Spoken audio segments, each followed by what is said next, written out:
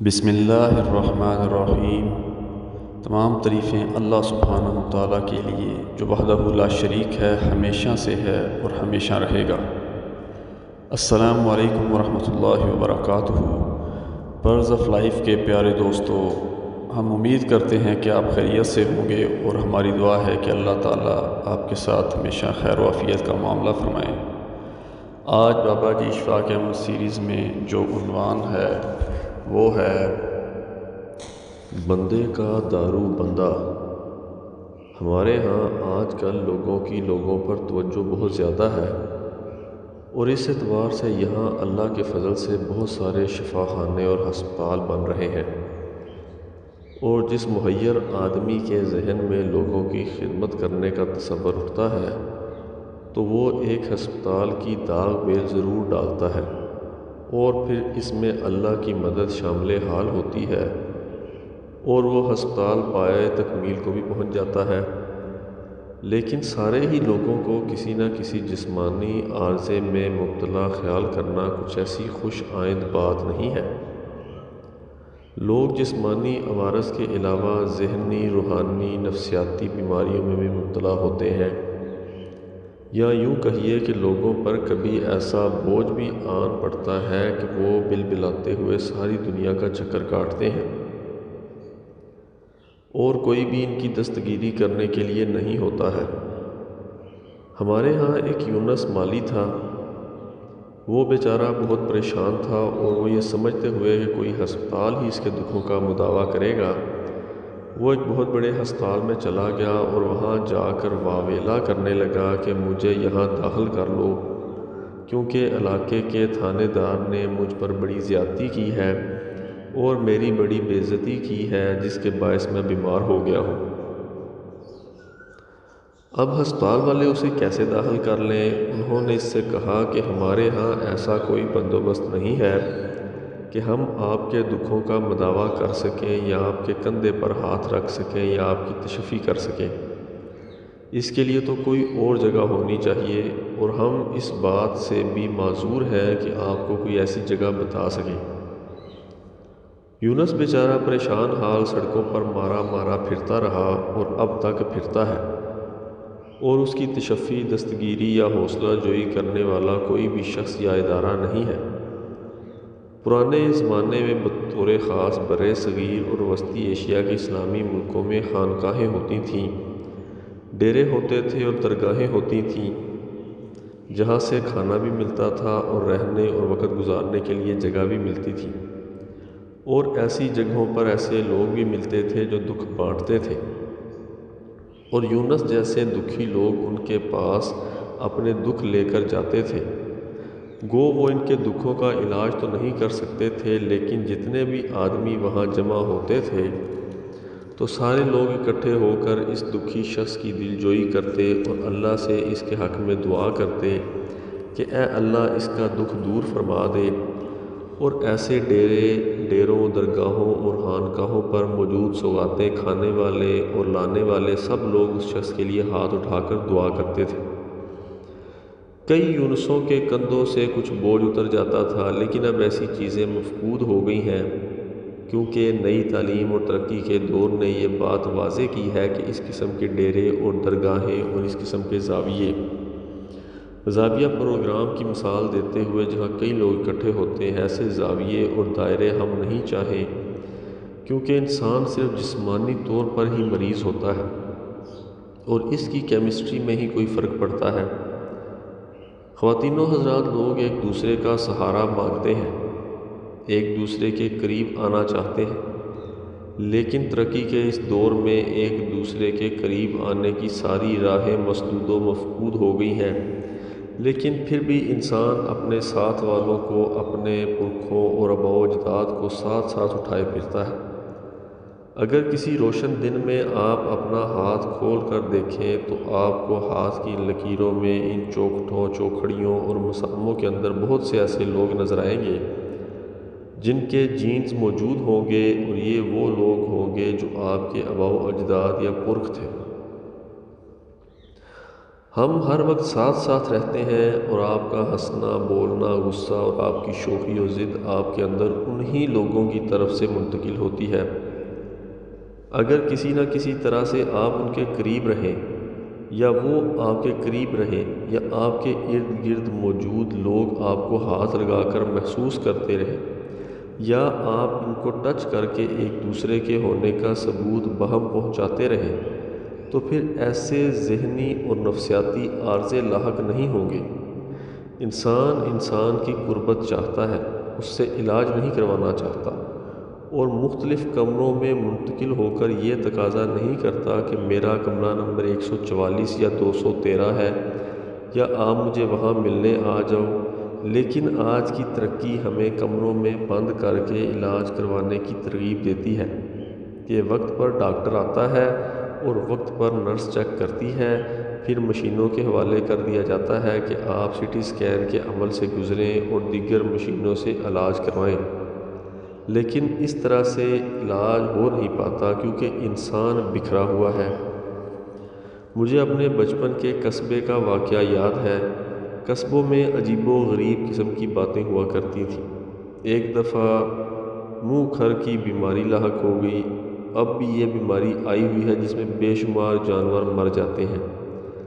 تو ہمارے قصبے میں کچھ لوگ آئے جنہیں بھوکے قسم کے لوگ کہا جاتا تھا۔ انہوں نے کھدر کے کئی تھان منگوائے اور شام کو گڈھوں چکڑوں پر ان تھانوں کو پھیلا کر، اور ہم چھوٹے بچے انہیں دیکھتے تھے کہ یہ کیا کر رہے ہیں۔ بڑے بڑے ہاتھیوں کی شکل بنا، آپ ہاتھیوں سے تو واقف ہوں گے، یہ بڑا مویشی ہوتا ہے اور اس سے بڑا کام لیا جاتا ہے۔ سری لنکا میں لوگ اس سے ہل بھی چلاتے ہیں۔ تو ہاتھیوں کی شکل بنا کر ان گڈھوں کو دریا کنارے لے گئے اور وہ لوگ ان پر اپنے کچھ مخصوص سے منتر پڑھتے تھے اور دعا کرتے تھے کہ یا اللہ اس قصبے سے جانوروں کی یہ بیماری چلی جائے۔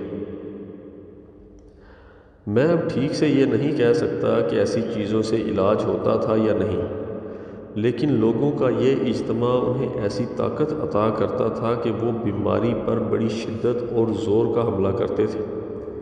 اسی لیے ہمارے بزرگان دین اس بات پر زور دیتے ہیں کہ مخلوق خدا کا ساتھ دو اور مخلوق خدا کی خدمت کرو۔ اس میں آپ کا بھی فائدہ ہے کیونکہ مخلوق خدا کی میگنیٹک فورس الٹ کر آپ کے اندر کی جو خرابیاں ہیں وہ بھی ٹھیک کر دے گی اور ان کا بھی علاج کر دے گی۔ میں تقسیم بر صغیر کے اتر پردیش کے جس قصبے کا ذکر کر رہا ہوں وہاں مویشیوں کا اس طرح سے علاج کیا جاتا تھا۔ وہاں ایک مرتبہ بارش نہ ہوئی، وہاں اکثر ایسا ہو جاتا تھا اور اب اس طرح ہمارے ہاں بھی مسئلہ ہے۔ میرے قصبے والے سخت خشک سالی کے خاتمے کی دعا کروانے کے لیے ایک صاحب دعا کو لے آئے اور اس سے درخواست کی کہ آپ ہمارے قصبے میں دعا کریں کہ ابر رحمت برسے کیونکہ بڑی تنگی ہے۔ اس صاحب دعا نے کہا میں قصبے کے کنارے ایک جھونپڑی میں رہوں گا اور وہ کوئی آدمی مجھے ڈسٹرب نہ کرے اور پھر میں دعا کروں گا۔ آپ لوگوں کو 7 دن تک انتظار کرنا ہوگا۔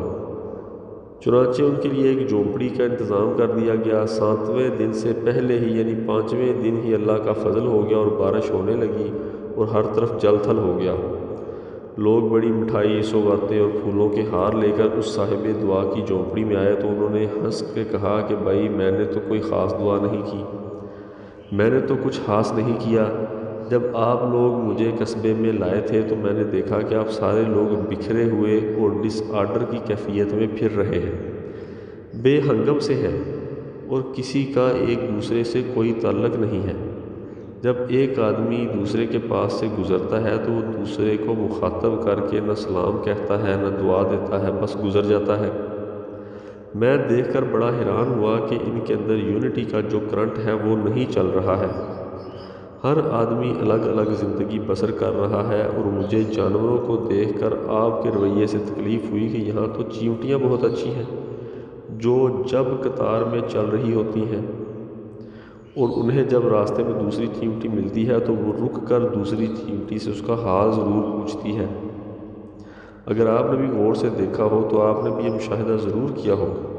اور میں یہ دیکھ کر ایک الگ جھونپڑی میں چلا آیا اور میں نے اپنے آپ کو ہی مجتمع کیا کیونکہ آپ لوگوں کے ساتھ رہنے سے میری ذات بھی بٹ گئی اور الگ الگ حصوں بخروں میں تقسیم ہو گئی تھی۔ میں اس لیے الگ تھلگ بیٹھا رہا اور پھر میں نے اللہ کے فضل سے محسوس کیا کہ آپ لوگوں کے اندر بھی تعاون اور یکجہتی اور یگانگت پیدا ہونے لگی ہے، کیونکہ میری خدا سے یہی دعا تھی۔ جب آپ لوگوں میں یگانگت پیدا ہونے لگی تو آپ کے ارد گرد کے موسم اور ان بخارات میں بھی یکجہتی پیدا ہونے لگی اور مل کر بادل بنتے ہیں۔ چنانچہ بادل بنے اور برکھا ہوئی۔ میں نے تو کوئی کام یا کمال نہیں کیا اور نہ ہی میں نے بارش کے لیے دعا مانگی ہے، بلکہ میں تو اس جھونپڑی میں بیٹھ کر اس بات پر زور دیتا رہا ہوں کہ آپ میں اتحاد ہو اور آپ کی سوچ میں اتحاد ہو۔ میں نے اس دوران آپ کو پہچانا ہے اور محسوس کیا ہے کہ آپ کیا خطا کار ہیں۔ ہمارے بابا جی تھے، وہ رات کو کبھی 1:30 کبھی 2 بجے تہجد کے بعد ہمیں درس دیا کرتے تھے۔ وہ وقت بڑا خاموش لمحہ ہوتا ہے اور وہاں چند ایک آدمی ہوتے تھے۔ درس کے بعد پھر فجر کی نماز آ جاتی تھی اور سلام پھیرنے کے بعد روشنی آنے لگتی تھی۔ ایک روز فجر کی نماز سے قبل بابا جی نے پوچھا کہ بتاؤ، اندھیرا روشنی میں کب تبدیل ہوتا ہے اور اجالا کب ہوتا ہے؟ وہاں ہمارے دوست ڈاکٹر صاحب تھے، وہ ہم سے بڑے تھے اور بڑے ذہین آدمی تھے۔ انہوں نے کہا کہ سرکار، جب آدمی کو دور سے یہ نظر آنے لگے کہ یہ کون سا جانور ہے تو تب اجالا ہو رہا ہوتا ہے۔ مثال کے طور پر یہ کہ جب کتے اور بکری کی پہچان واضح طور پر ہونے لگے تو روشنی ہو رہی ہوتی ہے۔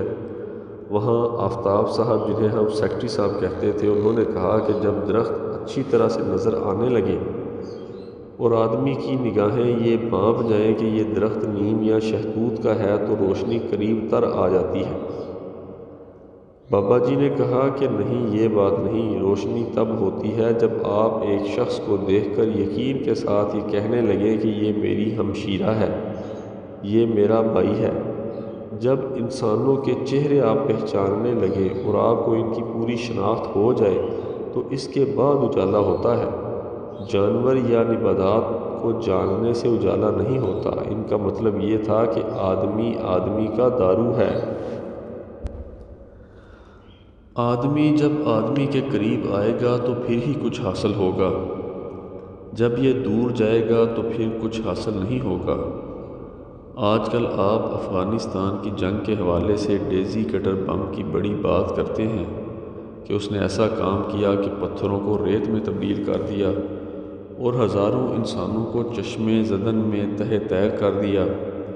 ڈیزی کٹر کا ذکر کرتے ہوئے میں کئی لوگوں کے چہروں پر عجیب طرح کی فتح مندی کے آثار دیکھتا ہوں۔ یہ چشمے زدن میں انسانیوں نباتاتی تباہی کرنے والے آلات یا بم ترقی یا روشن مستقبل کی دلیل ہرگز نہیں ہے، کیونکہ جب تک انسان کے قریب نہیں آئے گا اور اس کے دکھوں کا دارو نہیں کرے گا، بات نہیں بنے گی۔ ایک بڑے اچھے جلد ساز تھے اور ہم سب علم دوست ان سے مخصوص کاغذوں کی جلدیں کروایا کرتے تھے۔ یہ ہماری جوانی کے دنوں کی بات ہے اور اس جلد ساز کا نام نواز محمد تھا۔ جب ہم ایم اے میں پڑھتے تھے تو وہ ہمارا ایک دوست نشے کا عادی ہو گیا۔ ہم چونکہ سمجھدار، پڑھے لکھے اور سیانے دوست تھے، ہم اسے مجبور کرنے لگے کہ تمہیں یہ بری عادت چھوڑ دینی چاہیے، ورنہ ہم تمہارا ساتھ نہیں دے سکیں گے اور ہم تمہارے ساتھ نہیں چل سکیں گے۔ وہ بیچارہ ایک تو نشے کی لعنت میں گرفتار تھا، دوسرا وہ روز ہماری جھڑکیاں سہتا تھا، جس کے باعث وہ ہم سے کنارہ کشی کرنے لگا۔ محمد نواز جلد ساز بڑے خوبصورت دل کا آدمی تھا، ہر وقت مسکراتا رہتا تھا۔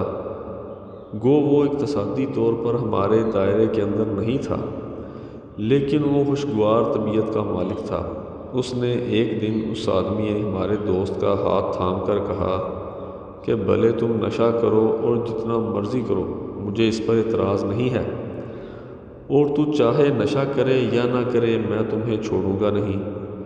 تو ہمارا یا رہے اور یا رہی گا۔ اس نے کہا کہ پنجابی کا ایک محاورہ ہے کہ یار کی یاری دیکھنی چاہیے، یار کے عیبوں کی طرف نہیں جانا چاہیے۔ خواتینوں حضرات، آپ یقین کیجئے کہ بغیر کسی طبی علاج اور ماہر نفسیات کی مدد کے جب ہمارے نشئی دوست کو محمد نواز جلد ساز کا سہارا ملا تو وہ نشے کی بری اور گندی عادت سے باہر نکل آیا اور صحت مند ہونا شروع ہو گیا۔ انسان کو انسان ہی سہارا دے سکتا ہے۔ اب ہمیں یہ سوچنا چاہیے کہ کیا انفرادی طور پر ہی کسی کا ساتھ دیا جا سکتا ہے یا پھر انسان مدد کے لیے ادارے ہی بناتا رہے۔ پرانے زمانے میں اس بات کی بڑی تلقین کی جاتی تھی کہ مخلوق خدا کا ساتھ دیں، کیونکہ جب تک ان کا ساتھ نہیں دیں گے ان کی طرف سے آنے والی طاقت آپ تک نہیں پہنچ پائے گی۔ مجھے وہ بات یاد آ رہی ہے جو میں نے شاید ٹی وی پر ہی سنی ہے کہ ایک اخبار کے مالک نے اپنے اخبار کی اس کاپی کے ٹکڑے ٹکڑے کر دیے جس میں دنیا کا رنگین نقشہ تھا، اور اس نقشے کو 32 ٹکڑوں میں تقسیم کر دیا اور اپنے 5-6 سال کے کم سن بیٹے کو آواز دے کر بلایا اور اس سے کہا کہ لو بھائی، یہ دنیا کا نقشہ ہے جو ٹکڑوں میں ہے، تم اسے جوڑ کر دکھاؤ۔ اب وہ بیچارہ تمام ٹکڑے لے کر پریشان ہو کے بیٹھ گیا، کیونکہ اب سارے ملکوں کے بارے میں کہ کون کہاں پر ہے کوئی میرے جیسا بڑی عمر کا آدمی بھی نہیں جانتا ہے۔ وہ کافی دیر تک پریشان بیٹھا رہا، لیکن کچھ دیر کے بعد اس نے تمام کا تمام نقشہ درست انداز میں جوڑ کر اپنے باپ کو دے دیا۔ اس کا باپ بڑا حیران ہوا اور کہا کہ بیٹے مجھے اس کا راز بتا، کیونکہ اگر مجھے یہ نقشہ جوڑنا پڑتا تو میں اسے نہیں جوڑ سکتا تھا۔ اس پر اس لڑکے نے کہا کہ بابا جان، میں نے دنیا کا نقشہ نہیں جوڑا، بلکہ نقشے کے دوسری طرف ایک سیفٹی بلیڈ کا اشتہار تھا اور اس میں ایک شخص کا بڑا سا چہرہ تھا جو شیو کرتا دکھایا گیا تھا۔